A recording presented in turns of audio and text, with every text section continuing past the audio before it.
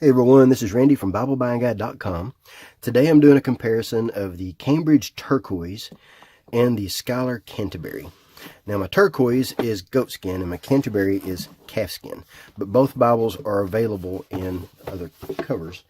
The calfskin is paste down liner, but it's also available in goatskin in different colors. This is the New King James, but it looks just like this. And the Turquoise, this one is blue. Blue and brown are an evangelicalbible.com exclusive, and it's also available in black in both goatskin and calf split, which looks just like this. Now let's look at the weight. See what kind of weights we have compared to the two. Not sure if you can see that or not, but we will get an idea of how much they weigh. This one, I'm saying this one is heavier. So let's see what we got. 3 pounds, 4 ounces. 3 pounds, 4 ounces compared to 2 pounds, 6.3 ounces. So this one actually is a little bit more comfortable to carry around and hold. So if I was having to carry this around and hold it for a while, I would prefer to hold this one than this one. Just to give you an idea.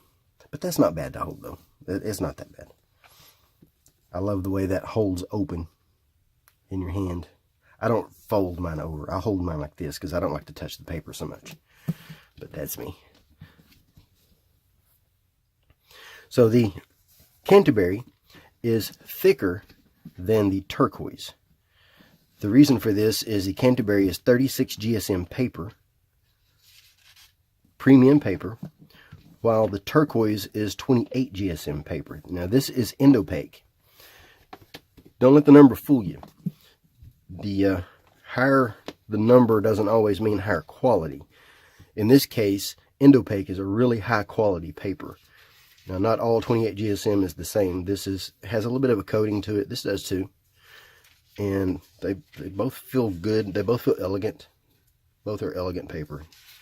I like them both. But here's a look at the text. Both are 11-point font. This is a Milo font.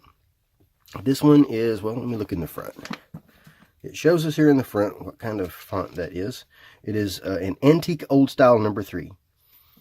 So this is 11-point Antique Old Style number 3. This is the hot pressed old stamp press, printing press stuff.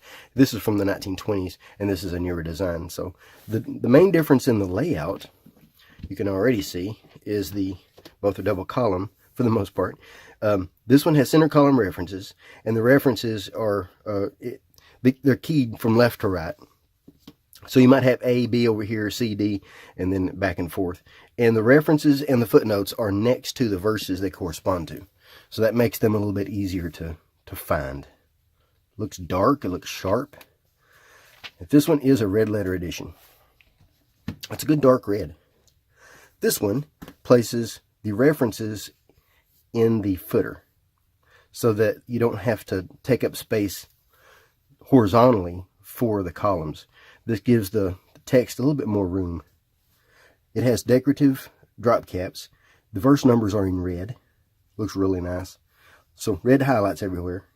And then this one has section headings. It does not have footnotes, but it does have section headings.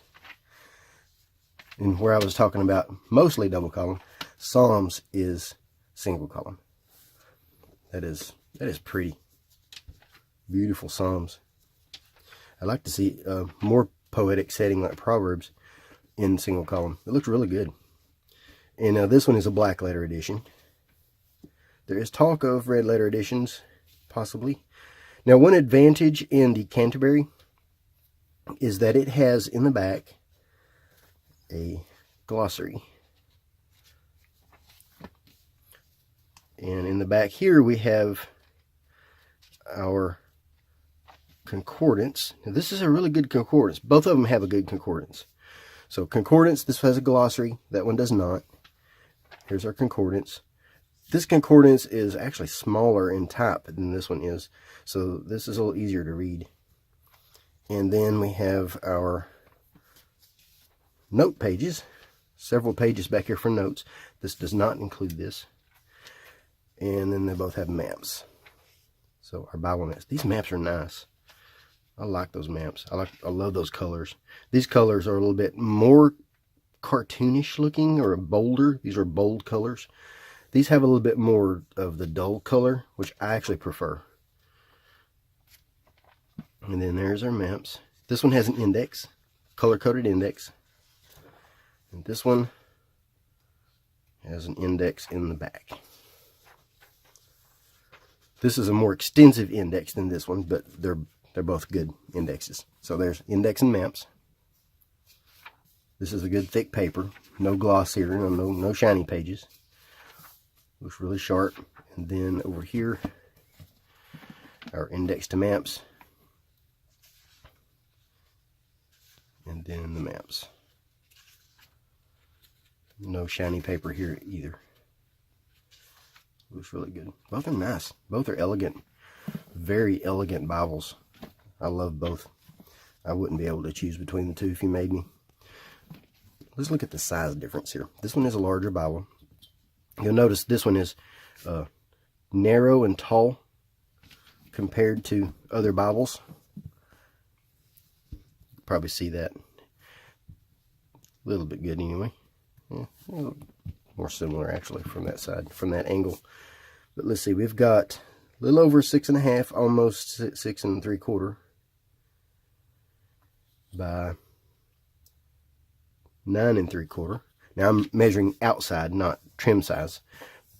Publishers give you trim size. I give you the overall size because if you're buying a case for it, that's what you need. And let's see, almost 1 3/4, not quite, but close. Just close. And then this one, 6.5 almost. Almost 10. Pretty close to 10. Just under, by 1/8. And then we have 1 and just under 1.5. So I've preached from both. I love preaching from either one. I have no issues with either one. This one has 3 ribbons. This one has 2. Now the goatskin edition of this one has the thicker ribbons like this. This is the 10mm. This is the 7mm. The reason for the 7mm is that the machine that they built this Bible on, it didn't have room for the larger ribbons. Now you'll notice something here. This one has a different style of self-pronouncing text. It breaks up the syllables and then gives you an accent mark. This is the simplified version that you see on a lot of American style Bibles. That's common for American Bibles. Also, you'll notice books start on a new page. This one, books do not start on a new page. I can find an example here. And also, this has the complete, more complete self-pronouncing text that gives you the pronunciation marking so that you know how to pronounce. You know that's AH, you know that one's a ZI. But it gives you, rather than just the accent mark, you know exactly how to pronounce that. At least according to the British style of pronunciation. So, you know, take that for, I'm from Tennessee, we pronounce everything wrong. Now, an advantage in the Canterbury is that it actually has another version that you can buy to go along with it in personal size.